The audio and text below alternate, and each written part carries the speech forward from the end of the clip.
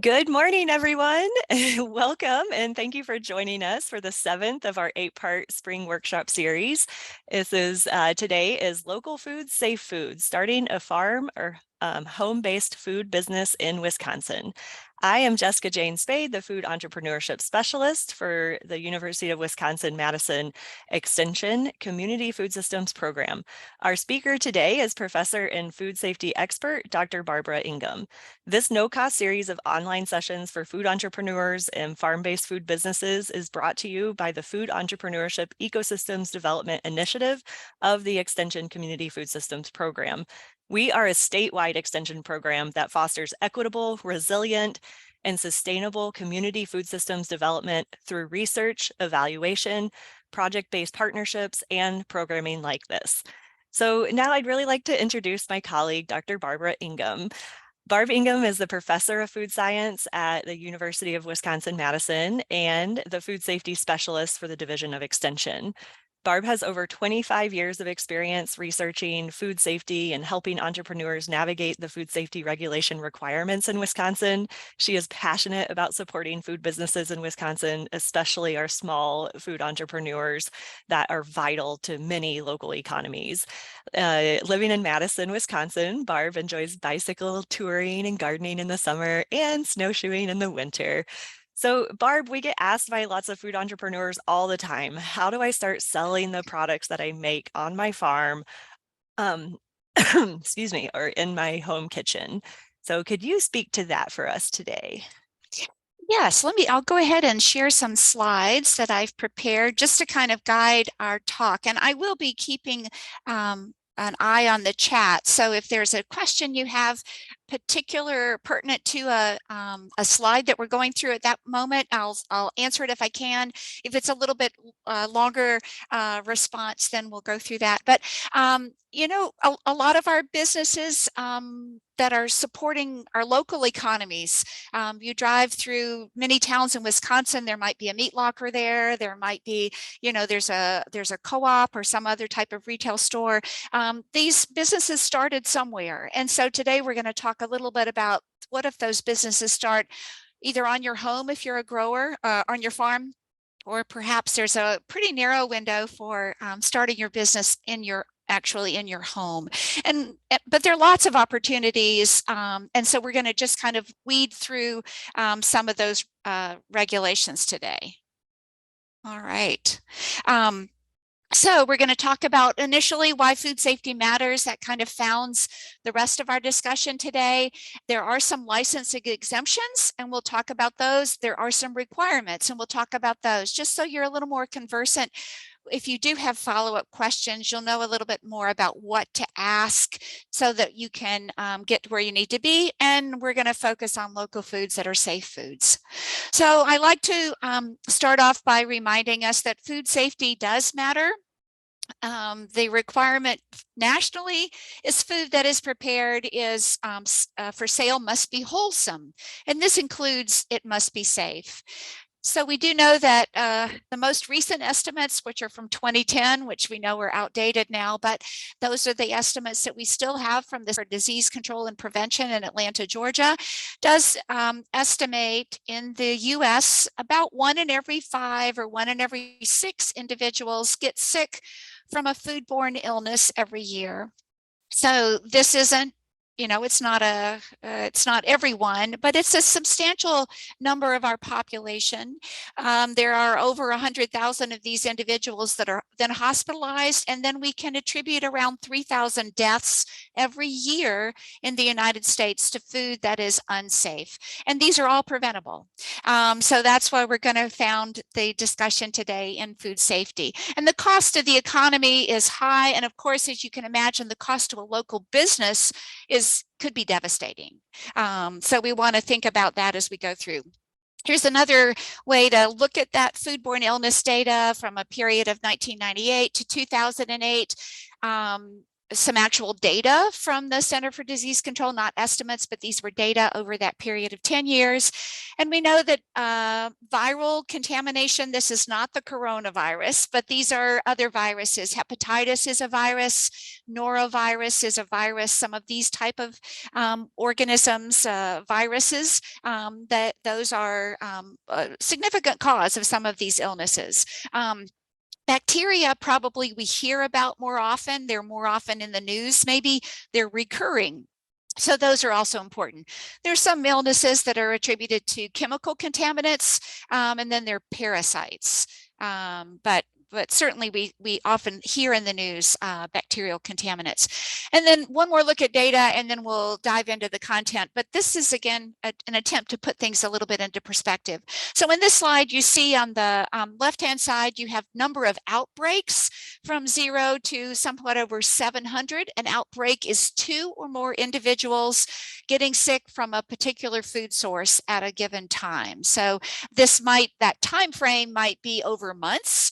Sometimes we'll hear about outbreaks that are being investigated and do run over several months. We had an outbreak last year, this time with infant formula, and there were infants getting sick back in January of last year, and then about March of last year is when, wow, the regulators, public health community was noticing these are infants that are dying, and so they were able to then start putting some investigations together and noticing that. So again, those are the outbreaks. Then on the right-hand side, we see numbers of illnesses, and I've got different food products, some that you would associate perhaps often, or you might, if you were to guess, we're making people sick, like dairy.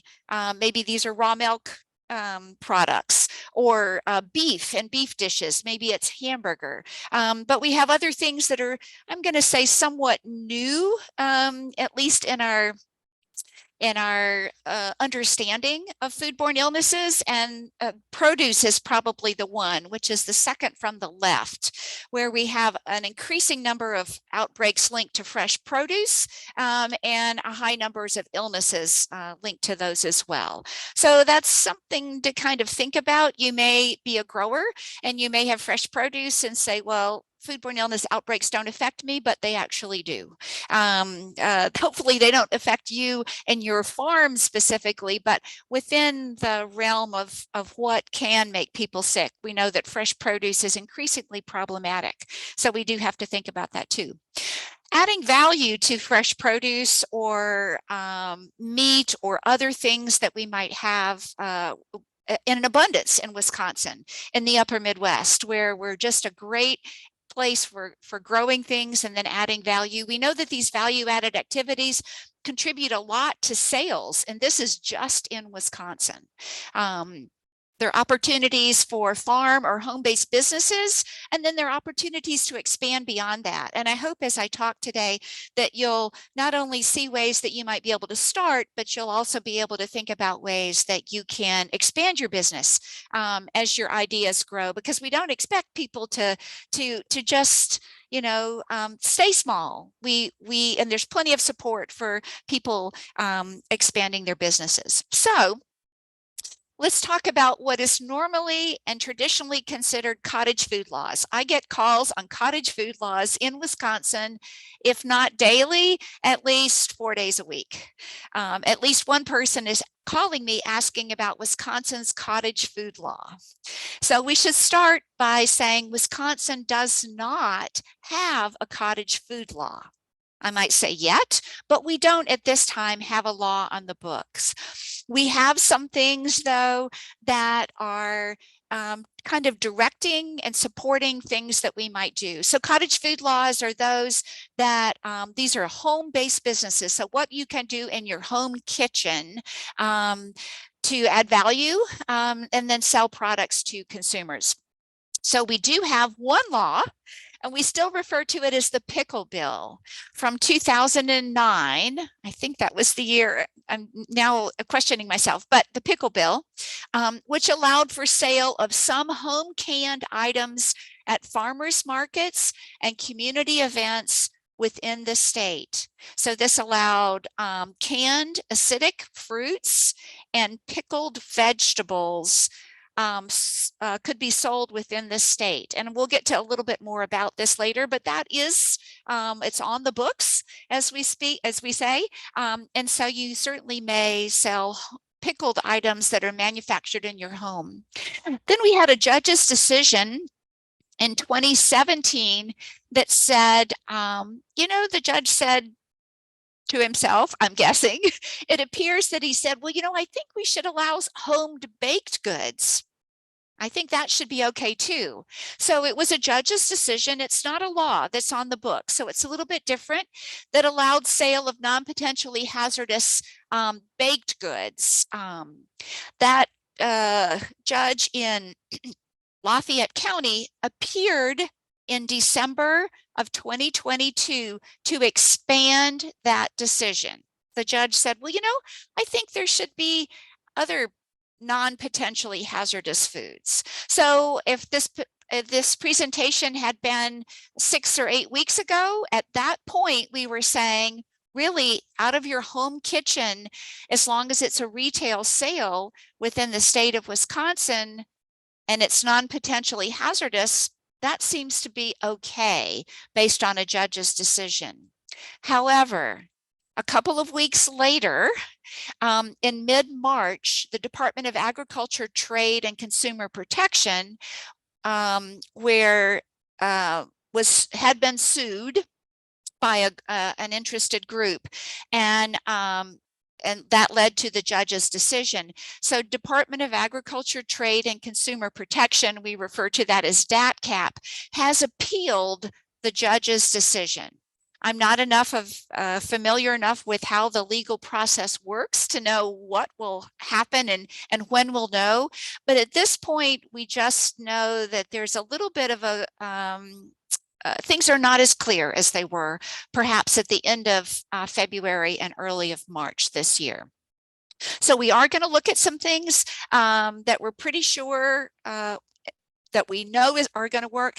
And then as we move through a few slides, I'm going to say, this is what we think is happening this year. But the door is not as open as it was 6 weeks ago. So just a reminder, the cottage food laws, if you're talking about or asking questions, talking with friends for the cottage about cottage food laws, these do apply to home-based businesses, food that is prepared in the home kitchen, and it's food sold only within the state where there is this particular law. So so Minnesota has a quite generous cottage food law, but the regulations that allow that to happen in Minnesota allow those sales only in Minnesota.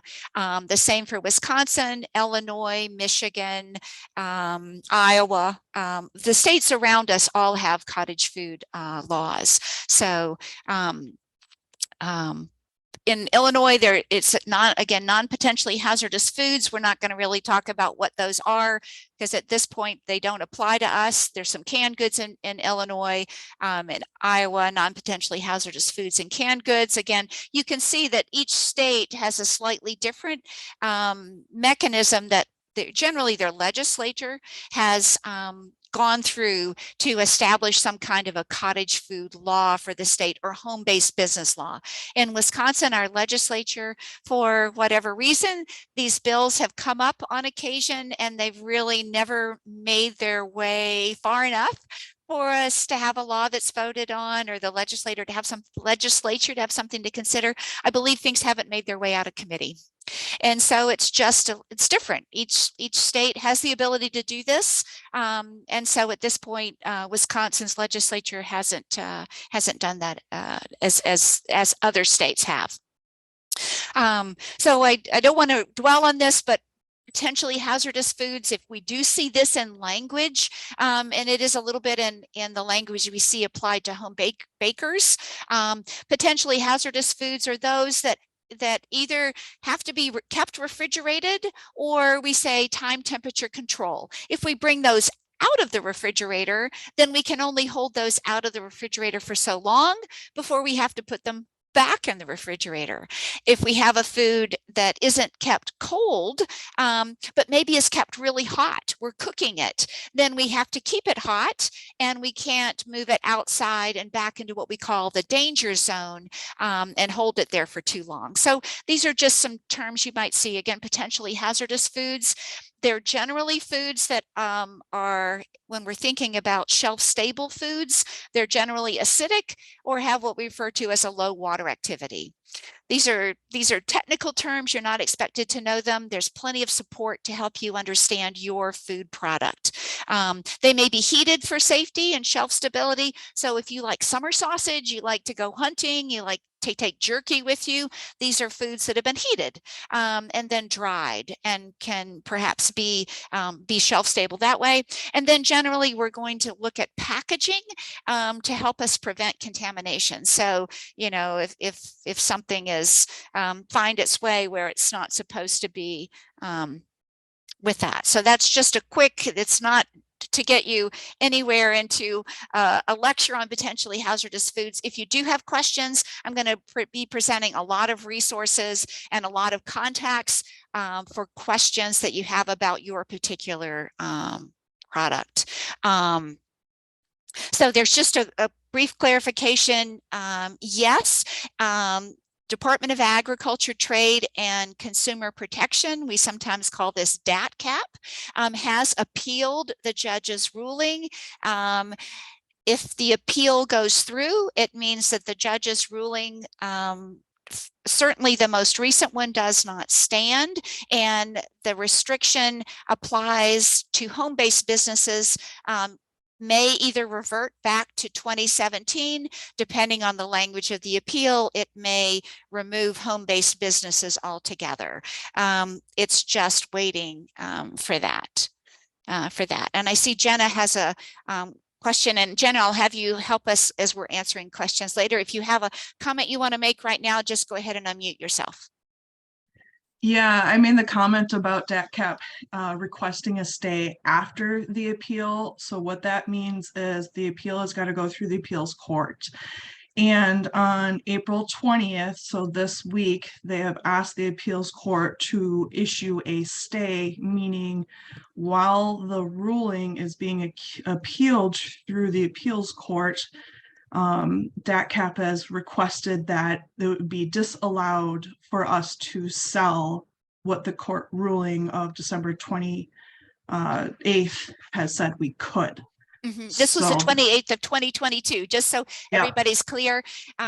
There's still a little bit of question about what happens with earlier, but for sure the appeal is directly related to what appeared at the end of last year to open the door pretty widely for non-potentially hazardous foods. I will say, you know, once we know the outcome of this, I think, you know, look towards DATCAP will be putting out a lot of information about the outcome, and Extension will as well, to try to help you understand, okay, what are the next steps? So more of that, stay tuned. That said, I'm going to talk right now about lots of options that farm and home-based individuals have for selling items. So fresh produce. There is no license required to sell fresh produce that you have in your garden, on your acreage that you have. Raw, intact fruits and vegetables, you're welcome to take the field dirt off of that product, rinse it off a little bit, but there's no license required for that. And there isn't in other states as well. So again, these are intact. We aren't processing them in any way. We just might be cleaning them up a little bit. No license required. If you have produce and you just want to understand a little bit more about how we can keep produce safe, because you know, a food safety illness outbreak linked to your farm is devastating. Safe Produce at wi.gov is a place to go. It's honey or maple syrup season, where, you know, we've had warmer temperatures. So you're able to take your sap from your own trees, concentrate that into syrup. You actually can have your own hives and harvest honey from those. We don't add ingredients. We don't whip honey, which is something that you might do. There are a few caveats for maple cream and those kind of things. So we're just hitting the highlights. You have to be accurately labeled. And if it's maple syrup, it does have to be graded. It's really important. Wisconsin has a good bit of maple production, maple syrup production. And so that's important for us to do that. To be exempt from licensing, no other food business processing activities. I'm going to direct you to just a title, easily Googled, selling honey in Wisconsin or selling maple syrup in Wisconsin. Both of these are very extensive publication, their web pages where you can find answers to lots of questions. So I encourage you to do that. These are wonderful things at farmers markets. I was talking with a maple syrup producer last week and said, you know, when I'm traveling, things like maple syrup, if my family happens to be in the southern US, they don't have a maple syrup industry there at all. Maple syrup is something I like to take with me a lot to family and friends. It's a great hostess gift. So these are things that are great at farmers markets and those kind of things. Great places to sell. Again, farmers markets, and then apple cider. It's not apple season yet, but apples that are coming from an orchard, you can press that cider. You can sell it raw as long as it's fully labeled. There may be some pasteurization, which is a brief heating step that helps to ensure safety of the apple cider. There's labeling. I just refer you to Selling Apple Cider in Wisconsin, a great just handout that looks at that.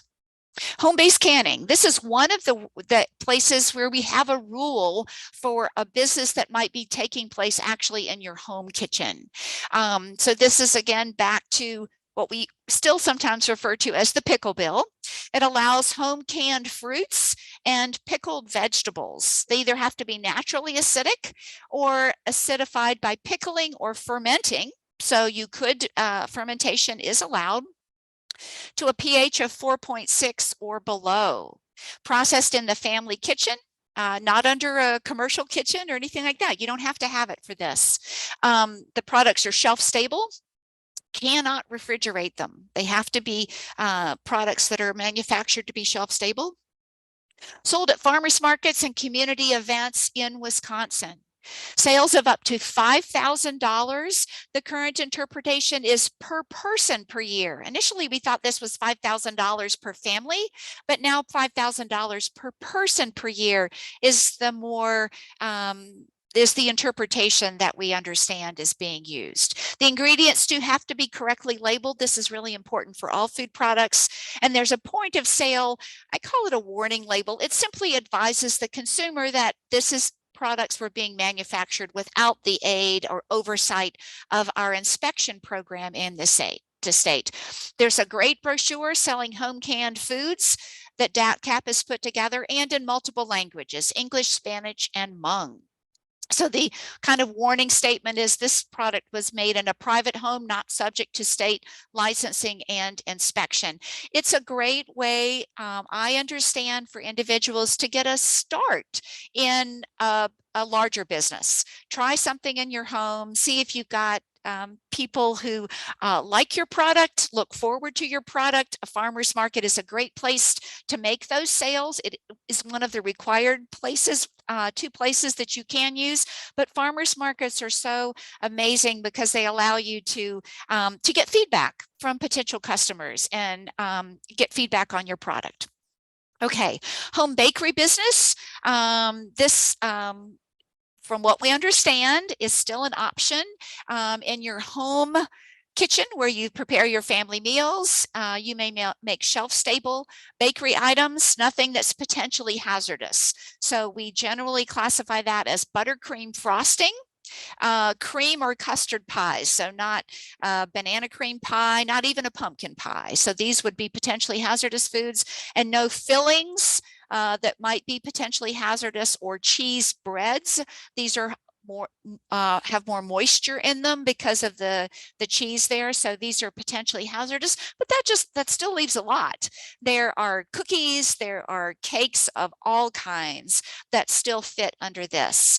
The question is about pizza and pizza pockets. My understanding is those would probably not fit, but again, I'm going to give you my phone number and email later, and you're welcome to direct your questions later, and we can help you find places that you can start your business. Direct consumer sales only in Wisconsin. For our home bakery exemption, items must be properly labeled, including regarding allergens. So no license is required. You don't have to have a license from the state. Okay, more options for farmers markets. Egg sales from the farm, you can have no more than 150 laying hens, and the eggs do have to be kept cold. Egg sales at a farmer's market, so a retail license is required. This is simply to transport those eggs under cold temperatures from the farm to the farmer's market. We used to call it a mobile retail license. I still sometimes do that. It's not correct. We call that now just a retail license. I believe it's about $60 a year, and keeping eggs cold is as easy as in an ice chest, putting a few of those ice packs and keeping them cold that way. So it's not it's not like you don't have to have a refrigerator or a kind of an electrified unit for that. A question from Tara about the cap on the home bakery business per person per year. There is not in this judge's decision because we don't have a legal statute. We just have a decision. The judge did not set a limit to the amount of money that can be made in these home bakery businesses. Let's see, and it is correct that our understanding is that cheese bread made from home may not be sold under this bakery exemption, but it would be possible. It would definitely be possible to do it if you are under a license. And if you're under a license, there simply you potentially need to work with someone. I do this all the time to help businesses meet the requirements for licensing, and that might be a little bit of information about your product that you share with the licensing agency that just helps them understand some of the safety behind what you're trying to do. For that, poultry sales from the farm, again, the birds can be slaughtered actually on the farm. You just have to keep them cold, and that would be something, again, with this retail licensing. So Google egg sales and licensing in Wisconsin, or direct marketing of meat and poultry. And this last is since the COVID pandemic and the last year when we've had all these issues with egg sales are really, people are spending a lot for eggs, and they love seeing eggs at places like farmers markets where you could, if you have these laying hens, this is a great place to do that. Rabbits could be slaughtered and sold at farmers markets. Again, that's under direct marketing of meat and poultry. Dairy products. The reputation of Wisconsin is still largely based on dairy. We wear cheese heads on our cheese looking hats on our heads. And so that we don't have any outs, any license exemptions in Wisconsin at this time for dairy products. So all dairy products have to be manufactured under license. This includes milk. It includes processed dairy products like cheeses. We don't have any exemptions, yogurt. This is all under license. And if you move those dairy products from a business that may be located on your farm in a separate located where your home is, perhaps in a separate building, and you move that then to a farmer's market or something like that, then you'll have to have what they call a retail license. Perhaps sometimes we refer to it as a mobile retail license. Incorrectly. So retail license, again, is generally required to move refrigerated or frozen items from farm to market. These can start off at $60 for the year. So is not designed to be a hurdle for you being able to sell your products and find a ready market for that. And we look at farmers markets as places where individuals often do some market analysis and start their businesses. So it can be good for that.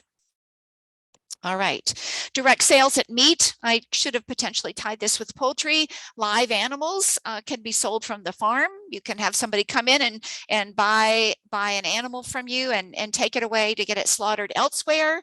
The customer can come onto your farm and they can butcher the animal for their own home use on your farm and take it away there. But the customer then can't sell the meat that they've butchered themselves.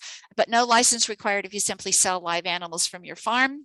If you have animals and you can definitely sell the meat from your animals from your farm, you would take those animals to a licensed facility where the licensed facility, they're going to have a meat processing plant license. The animals can be slaughtered, and what we call fabrication, which is taking a carcass and then cutting it into chops and roasts and those kind of things. You can have that product back and you simply pay for the processing, comes back onto your farm, and then you can sell that meat from your farm. You could also take it to a farmer's market, and there are a lot of businesses and ready markets for these local meat items at farmers markets. Direct marketing of meat and poultry, and then there's the meat safety inspection program. Wisconsin has a very strong meat and inspection program. We have a lot of very small meat processing establishments in the state. And our meat program is designed to provide an alternative to USDA inspection, having somebody come in from the federal government to inspect your facility. We actually have a state meat program. It's equivalent to, but sometimes it's nice to have more of a local feel for that inspection program. And the state has a very strong program with that. So those are a lot of the value added foods that you might have available. We're going to just hit some highlights, and then we'll have a good bit of time for questions. So labeling of food products is important. If I get recalls across my desk. I just get notices of food recalls every day. And the most prominent reason for food recalls is improper labeling, and this is often linked to allergens. These are particular things like soy and wheat, milk that may be ingredients in some value-added products, and they aren't on the label. If they're not on the label, that product is subject to recall. And so it's important that we think about this. But outside of that, what has to be on a label? There's a Nutrition Labeling and Education Act. It's pretty easy. What's in the product? It's what we call the statement of identity. Who made the product? We refer to this as the statement of responsibility with an address. How much is in the package? This is referred to as net contents when English and metric. Generally, if you're under the labeling requirements, what are the ingredients? We have to tell consumers what those are. If you're doing a good bit of value added and you're under licensing, people like me work with this all the time. There are a few hints that we can offer to allow you to keep some secrets. And those of us who work with processors on labeling are familiar with those and can help you with those. What can you kind of call a spice and then maybe not label that? Or what can you call a natural flavor and those kind of things? So we can help you with that. So what are your ingredients? Generally, we have to list those. Allergens must be labeled. And how do you trace the product? We're generally looking at some kind of lot coding for that. There's a very generous exemption from not having to have a nutrition facts panel. If you're under $50,000 in food sales, I believe that excludes meat, so just food, not meat, and you don't have very many people, and you're producing under 100,000 packages per item per year, then you're exempt from having a nutrition facts panel. I think when businesses place a nutrition facts panel on a package. It's nice for the consumer to have that information, but again, if you're small starting off, this is something that may be an option for you to do that.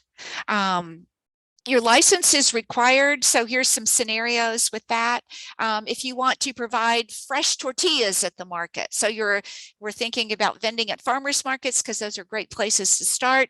If you want to provide fresh tortillas at the market, if you want to expand sales to a grocery store of what you're manufacturing, excluding produce, no license is required to sell produce to a grocery store, but other things, what we're going to call value added foods. If you want to sell ice cold kombucha at a farm stand, you would technically need a license for that product. So just to let you know, a license is generally a hurdle.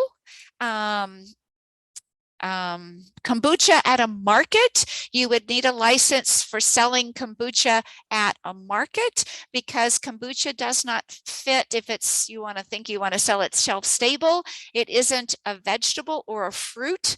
So even though it's a fermented product, it's not classified as a vegetable or a fruit. So our understanding is kombucha, you need a license to sell kombucha, either cold, kept refrigerated, or if you wanted to can that product, which often people don't want to do because they want the probiotics in the kombucha.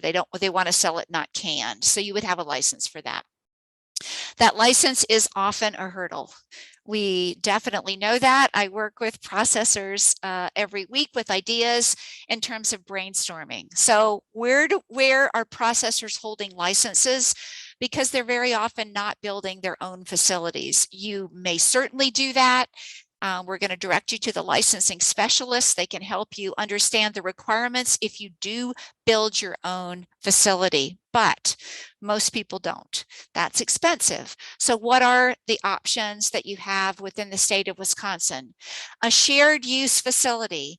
We increasingly have facilities in Wisconsin that are designed for multiple businesses come in, they rent space. It's generally around $10 to $12 an hour. It certainly can be more than that depending on what the space is providing. And you're renting the space, you come in, you're manufacturing your product, and then you're done, right? Then you potentially take your product away. We'll talk about that. So those are shared use facilities. You hold your license at that facility. You might hold your license in a church or a community center. We have people starting off in these places as well.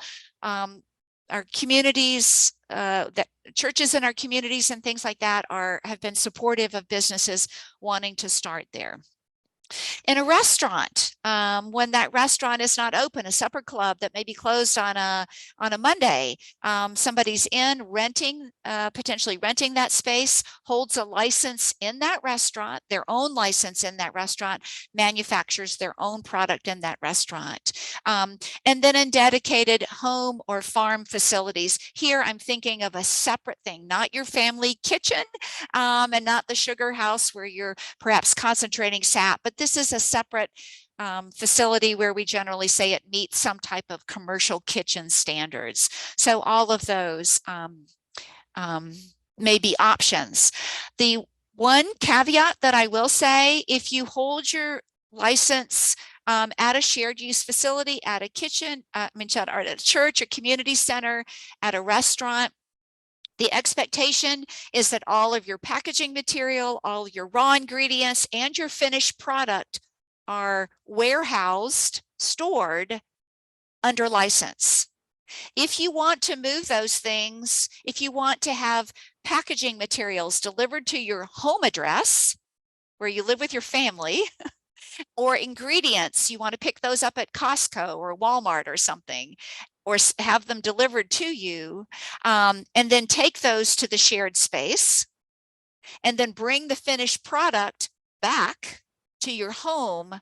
An option does exist to hold a warehouse license in your home. So you have a license for manufacture, potentially at a shared space, at a church, but you want to have some raw materials and finished products stored at your home. This allows you to sell things from your home, potentially. You can ship things perhaps that way. Then a warehouse license is a type of license that may be able you may be able to hold in your home in a dedicated area, perhaps of your basement, in a dedicated room in your home, those kind of things. So I'm just going to throw that out there because that often comes up too. Remember, a warehouse license can be very useful, and this is one type that may be in the home.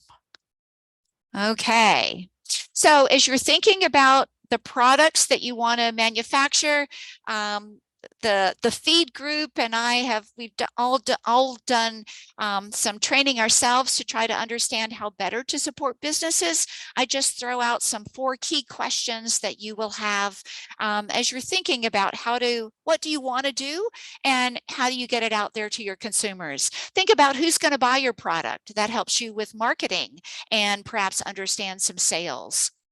Why will they buy your product? Is it local? That is a huge driver for product sales. What will they pay for your product? And where do they expect to find your product? Is it a farmer's market or is it a particular section of a local grocery store? For that. Okay, and before I go to the next slide, I see this.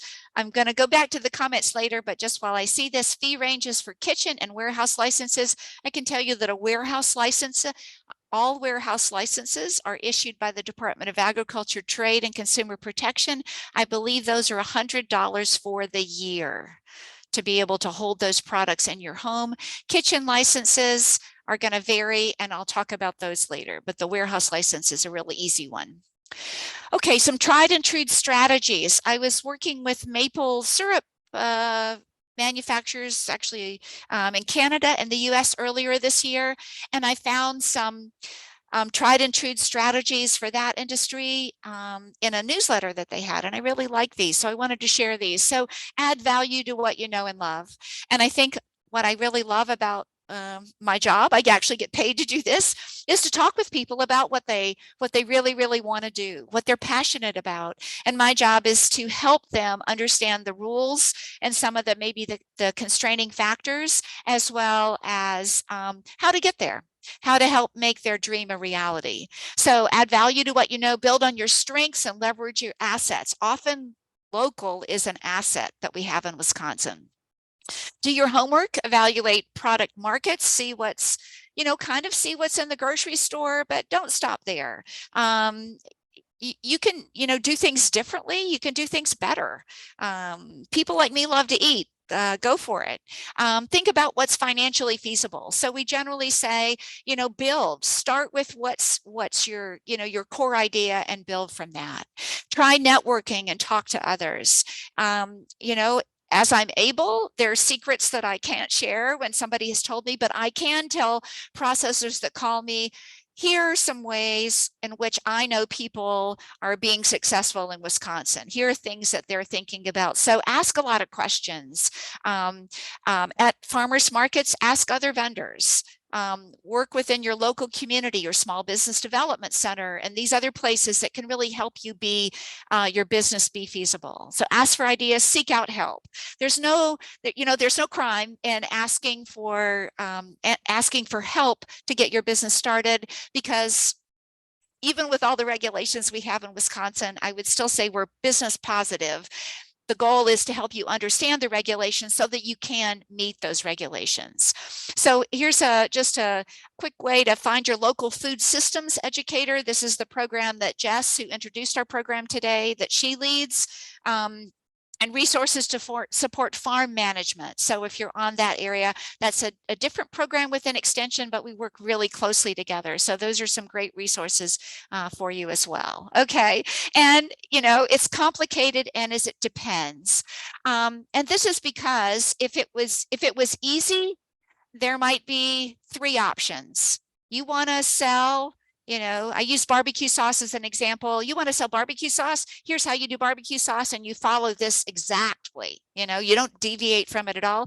But then all barbecue sauce is the same. You know, and maybe we want some barbecue sauce with maple flavoring, or maybe we want some with some hot peppers that you're going to grow on your farm or something like that. So we like things different and that makes it complicated, but there is help. So I encourage you to call the DATCAP food licensing specialists. 608-224-4923. This is the same number when we understand better what's going to happen with the judge's ruling from last December. It is the licensing specialists who are going to be outlining for us what we can do, at what a processor can do, right? So licensing specialist 608-224-4923. Their email is here, DATCAP Division of Food Safety or Division of Food and Recreational Safety, the licensing group, wi.gov. So experts are there.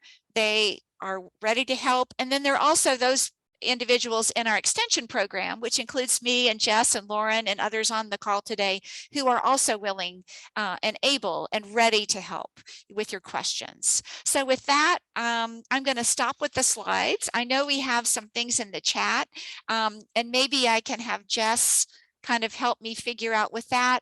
And then maybe if you don't mind raising your hand, at the bottom of your screen, you might be able to see some icons, or just unmuting yourself. And if you have questions, we'll do what we can to answer them. And then if not, here's my contact information. I do this all day, every day. While we're kind of getting started on this, Regina had a great question about the licensing for a kitchen. And it's really, the license is for a facility, right? So where can I hold a license? Not a warehouse license, but where can I hold this license that allows me to bake, if I want to bake things for a local grocery and sell them to a grocery store? Or what if I want to do things not at farmers markets? What if I want to sell them out of state? Once you're licensed, you can sell things, excluding some meat products. We'll put meat aside, but food products, sell them out of state. Technically, you could sell them to Canada if you wanted to as well. That's a little more complicated. But so if you call the licensing specialists, there's certain licenses that the Department of Agriculture has to issue. So this is for canning, like things in jars, that are sold not at farmers markets under our pickle bill exemption. So that's a license that has to come. And then if you're predominantly wholesale, if most of the food that you're producing is sold to another business that will either use it, a restaurant, or will sell it like a grocery store. So those licenses are issued by the Department of Agriculture, Trade, and Consumer Protection. If your business is predominantly retail, many other licenses may be issued by a local public health department. The cost of those varies by what you're manufacturing, how much you're selling, and who issues the license. So I do apologize. It is complicated. It does depend, but go ahead and call and get some information the licensing specialist can send you. It's just almost too much information, but you'll get a lot of good information. When you contact the licensing specialist, I tell them 3 questions that will get you information more readily, right? What are you going to manufacture? Where are you going to manufacture it? Like as in, I'm going to use a local church. I've got a space I'm renting, and then where are you going to sell it? Those 3 questions will help the licensing specialists help you more quickly, right? 3 questions. What am I going to manufacture? Where am I going to manufacture it? And where am I going to sell it? Those 3 questions will just help you get the information that you need the quickest. So we're sorry it's complicated. It depends, but it's the license that you need and not the license that somebody else might need. It's just what you need. Guidelines for selling popsicles at a farmer's market or a street festival, we would consider those potentially hazardous. They're kept cold, and so those would be generally licensed activities. I would call the licensing specialist if you're looking at an exemption because of a church group or something like that. There are a few caveats for that. let's see. So yes,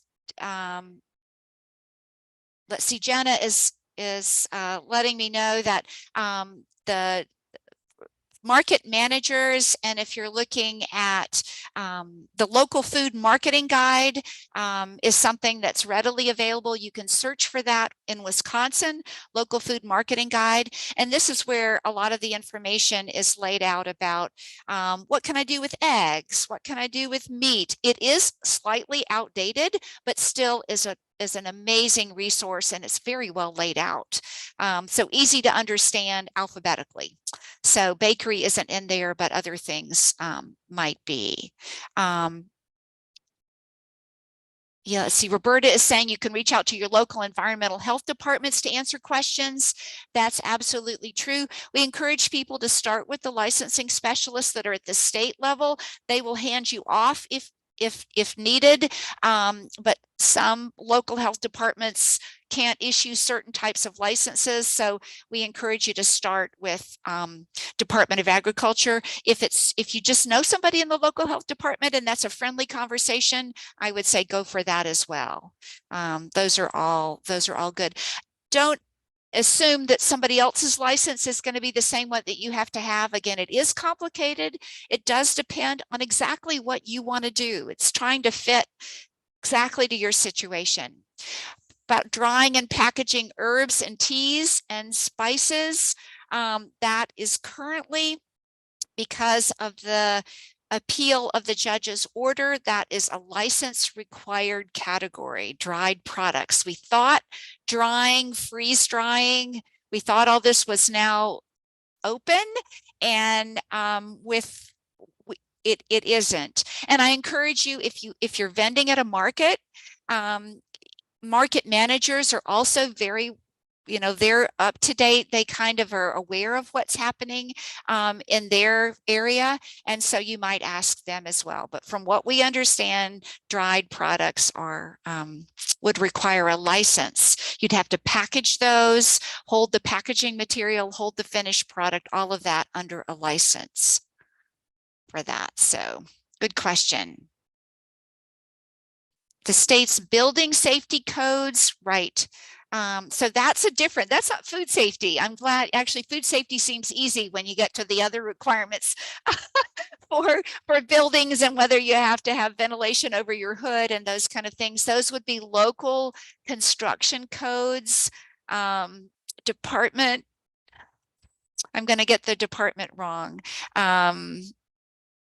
Of institutions, and I'm not going to remember what it is. The licensing specialists may be able to help you with that. Your local public health may be able to help you with that as well. Those are different. If you have to have the plumbing code, those are things that are regulated actually more closely at the local level.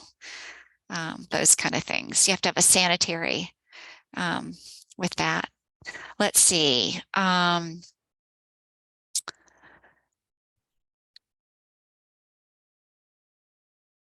Okay, so Tara is asking a good question about labeling for home cans or home bakery items. Does the label need to be stuck to the product packaging, or can it be attached with a string? I've never been asked that question before. Normally, when we're affixed to the product, so we say it needs to be on a glass jar, and that is because it's possible. Let's say you have a product, you open it and you take something on a string off. A neighbor comes in, wants to try whatever it is, has an allergy, and says, oh, I wonder if that allergen is in there, and you have removed the string from, that has the labeling information. It's often decorative. So we say use the decorative for something else, use it for branding, marketing your product, but don't put the information on something that's tied to the product. If you actually are under license there and you have to follow the labeling rules, they're rules in terms of how where information has to be on the package itself. So it's not really complicated, but there are some easy rules to follow, and we can help you with that if you need it. So Is apple cider vinegar considered a fermented fruit, or would it require a license? That's a great question for the licensing specialist. I've not been asked that. This is some amazing ideas, and I hope I see your products, locally fermented products at farmers markets this fall, or at the local grocery store, because I would love to buy something like this, and, you know, hand it off as a gift or use it myself. My guess is, yeah, I'm not going to guess. I would ask to see if that would require a license. Again, remember, once you have a license, it seems like it's such a hurdle, but it does allow you to sell things in Illinois, to sell things in Minnesota at their farmers markets, to sell things out of state. You can ship products wherever. Planning and zoning, somebody's helping me remember what have some information about that. With that. Division of Industry Services. Thank you. I think it's referred to as DISPIS, and I don't remember what the last part of it is, and that's the acronym like DATCAP. So with that, so there was an issue with, yeah, labeling on the lid of jam jars, right? So if you have to require a label, you're under a license, you have to have a label on your product. You are not allowed to place the required information on the label. You can use the label for marketing, you just can't use it for the required information for that. Wow, lots of good questions today. Infused vinegars. So if you're not taking the juice, the apple cider, and fermenting it, if you're just taking vinegar and infusing it, that unfortunately at this point has to be under license. So look for a local church, you know, or something like that. So because we have so many requirements to hold a license, the goal is to then look pretty broadly for that. Oh, wow, Sarah, you got a great question. Does a license tie you to a location? It does. You change your location, you get a new license. You can hold multiple licenses at multiple locations, but it does tie you to that space. So, you know, it takes a while. You know, you have to ask lots of questions and really think about what's going to work for you. Don't rush into it, but you'll be so much more successful as a result for that.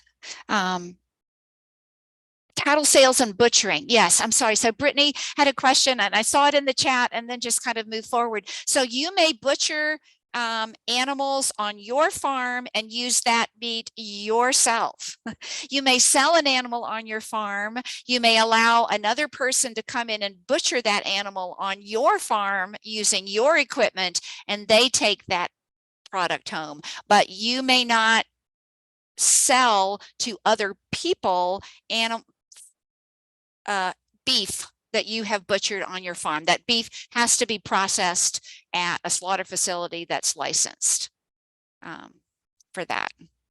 So chickens, it's different, but beef is different. So again, direct marketing of meat and poultry does have some of that information about, you know, what can I do for myself and what can I do then to sell that product subsequently. And again, farm market season is starting, and some of us are, as I tell growers about fresh fruits and vegetables, you know, my allowance in the summer when I'm like a bear and I want to stuff myself with fruits and vegetables in Wisconsin is $50 at the farmer's market.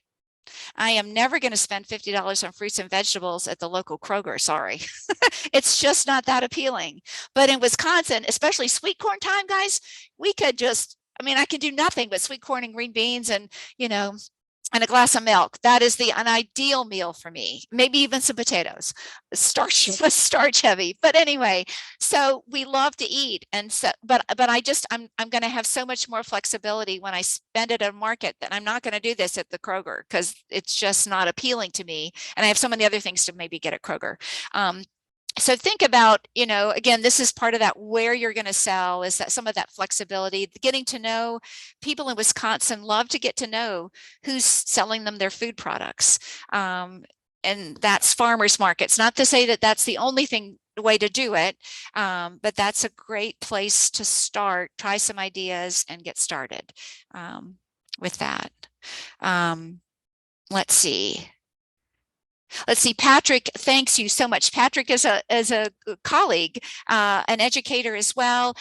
Do talk to your city, village, or town planning department, community development department, or municipal clerk to see if selling from your home or the farm is permitted under local zoning. Thank you so much. We're talking food safety. Their licenses for food safety, unfortunately, or perhaps really fortunately, right? They're licenses for other things too. These other licenses are designed to make sure that some of it's collecting sales tax. And it also may be that you're manufacturing food in a sanitary facility.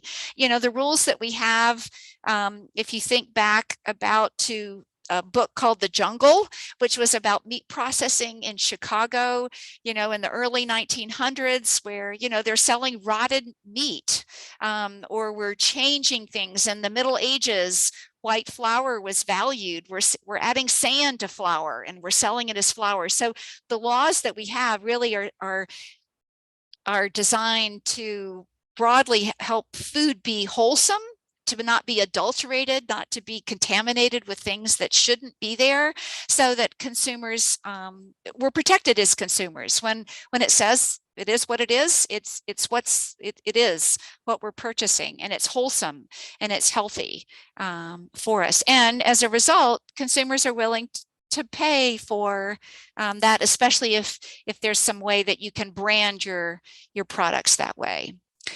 For that. So, oh my gosh, I'm sorry. We're over time. I'm so sorry. I just looked at the clock.